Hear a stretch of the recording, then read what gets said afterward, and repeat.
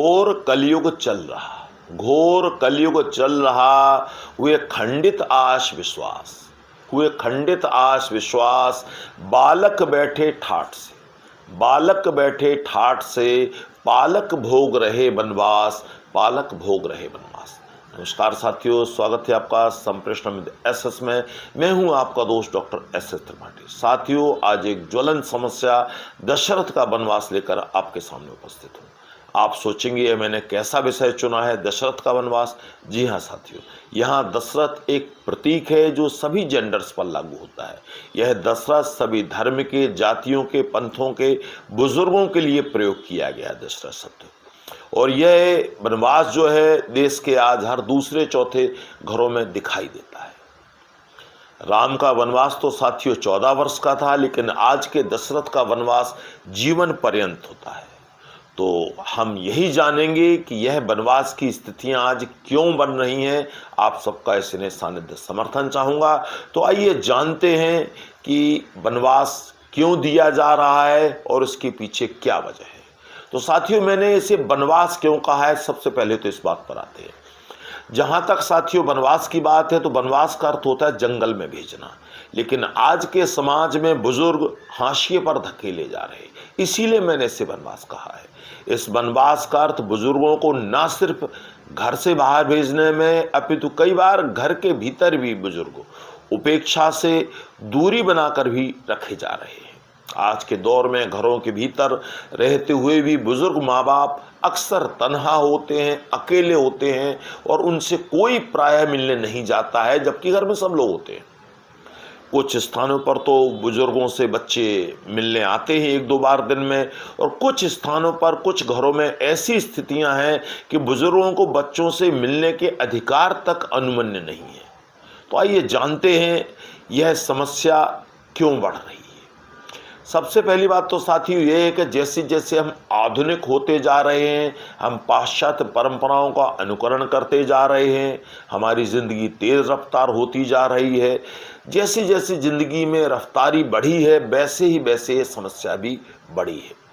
और दूसरे देशों की जहाँ तक बात है तो दूसरे देशों में तो सैकड़ों वर्षों से एकल परिवार का चलन रहा है। और एकल परिवार में सभी विद्वान साथी जानते हैं कि उनमें माँ बाप का कॉन्सेप्ट तो होता नहीं है, पति पत्नी और बच्चे। लेकिन हाँ, अपने देश की जो नेक महान संस्कृति है उसमें सदा से बुजुर्गों के बिना कोई भी परिवार पूरा नहीं माना जाता है। इसलिए हम लोगों में आज भी निमंत्रण कार्ड जब भेजे जाते हैं हमारे देश में तो वो घर के बड़े बुजुर्गों के नाम ही आते हैं। यही हमारी संस्कृति है और इसी में हम परिवार इसी को कहते हैं। और भारत में जो वनवास के कारण है, वो वनवास के कारण ये हैं कि भारत में भी बहुत दूसरे देशों की तरह अंधाधुंध अनुकरण होने लगा है।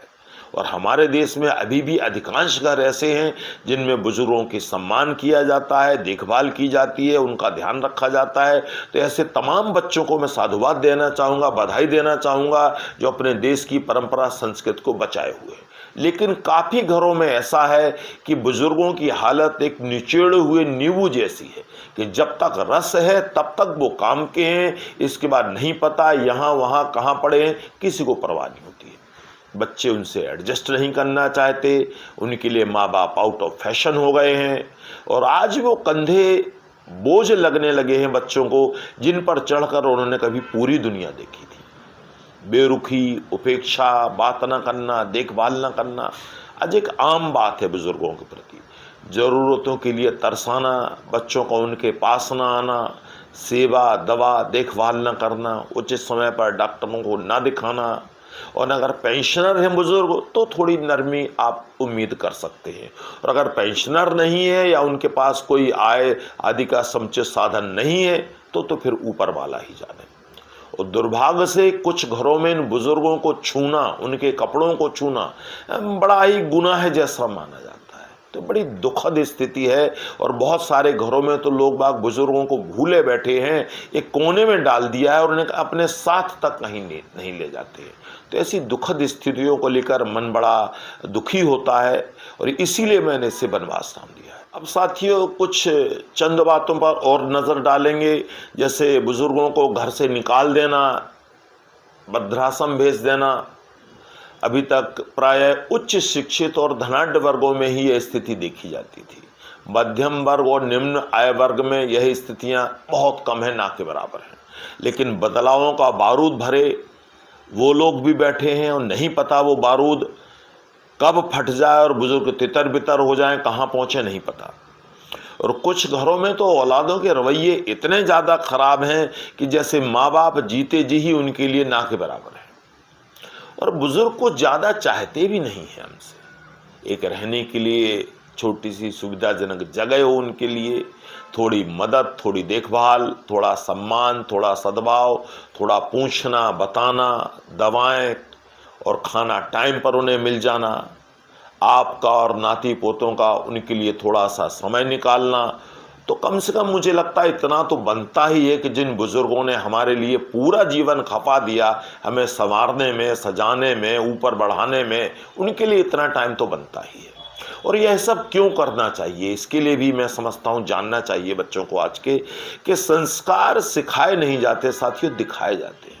अगर आज के बच्चे अपने माँ बाप का सम्मान नहीं कर रहे हैं तो कल इस बात के लिए तैयार रहें कि उनके बच्चे भी उनका सम्मान कदापि नहीं करेंगे, क्योंकि आपने उन्हें ये ना तो दिखाया है ना सिखाया है।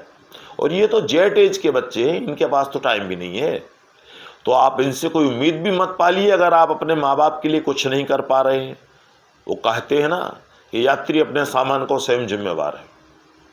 और बुजुर्गों का साथ होना साथियों बेफिक्री देता है, सुरक्षा देता है, खुशी देता है। आज के दौर के छोटे परिवारों में मैन पावर मिल जाती है बुजुर्गों के घर में होने से। मित्रों, जिंदगी में सब कुछ गूगल से ही डाउनलोड नहीं कर सकते। आपका स्नेह, प्यार, शुभाशीष, शुभकामनाएं ये तो बुजुर्गों से ही मिलेंगी, आशीर्वाद भी उन्हीं से मिलेगा। अब साथियों, दो बातें मैं अपने बुजुर्गों से भी करना चाहूँगा, उनसे भी विनम्रता पूर्वक अनुरोध करना चाहूँगा कि वो भी कुछ बातों पर गौर करें। और वो बातें हैं कि आप बच्चों के साथ सामंजस्य बिछाएं, सहयोग करें, बड़प्पन दिखाएं और उन्हें जल्दी माफ़ कर दें। आपके ही बच्चे हैं, उनकी छोटी मोटी गलतियों को नज़रअंदाज कर दें। कोई प्रॉब्लम है तो आप जो है घर पर ही कहें, अपने बच्चों से कहें, घर के बाहर के लोगों से ना कहें। अपनी उपयोगिता, सक्रियता बनाए रखें। कोई बीमारी है, तकलीफ है तो अपने बच्चों को तुरंत बताएं, देर ना करें, क्योंकि अगर देर हो गई तो ठीक होने में उतना ही ज़्यादा समय लगेगा और आपको उतना ही ज़्यादा कष्ट उठाना पड़ेगा। घर के कार्यक्रमों में प्रसन्नता से भाग लें। कई बार बुजुर्ग नाराज हो जाते हैं, तो मैं तो यही निवेदन करूँगा कि प्रसन्नता से भाग लें, अपनी फिटनेस बनाए रखें। योगा, मेडिटेशन, ध्यान, सैर जो भी संभव हो आप कर सकते हो वो आप ज़रूर करें। यह भी माने कि अगर बच्चों को आपकी ज़रूरत है तो इस उम्र में आपको भी बच्चों की ज़रूरत है, क्योंकि वो ही आपकी अच्छी देखभाल कर सकते हैं। बच्चों में आपसी मतभेद पैदा ना करें और जीते जी कोशिश करें कि सरलता से बच्चों को उनके जो हिस्से की चीज़ें हैं, बंटवारा आदि है, उनको कर दें, ताकि बाद में आपके बाद वो बच्चे आपस में बैर विवाद में ना पड़ें। और अपने पास भी मैं ये कहूँगा कि सब कुछ ना बांट दें, कुछ न कुछ अपने पास भी ज़रूर रखें, ताकि आपको भी बल मिलता रहे, ताकत बनी रहे, और जतन करें कि सब मिलजुल कर खुशी से रहें। तो अंत में बस यही कहना चाहूँगा साथियों कि ज़िंदगी 4 दिन की है और इसे हंसी खुशी काट लिया जाए, उसमें बच्चों की भी भलाई है, बुजुर्गों की भी भलाई है। और ज़िंदगी का कोई भरोसा तो है नहीं, इसलिए जितने दिन हैं जो हैं हंसी खुशी अच्छे से गुजारें। बच्चे और बड़े मिलकर पास रहें, ना कि वनवास जैसी स्थितियां बने। अगर कोई गलती कर रहा है तो मैं समझता हूँ सुधार ले, क्योंकि जब गलती सुधार दी जाए वो हर समय अच्छा होता है। तो आज अभी अगर ऐसी गलतियां हैं तो मुझे लगता है सुधारें और अपना बहुत ख्याल रखें, अपने बुजुर्गों का ख्याल रखें। टेक केयर, नमस्कार।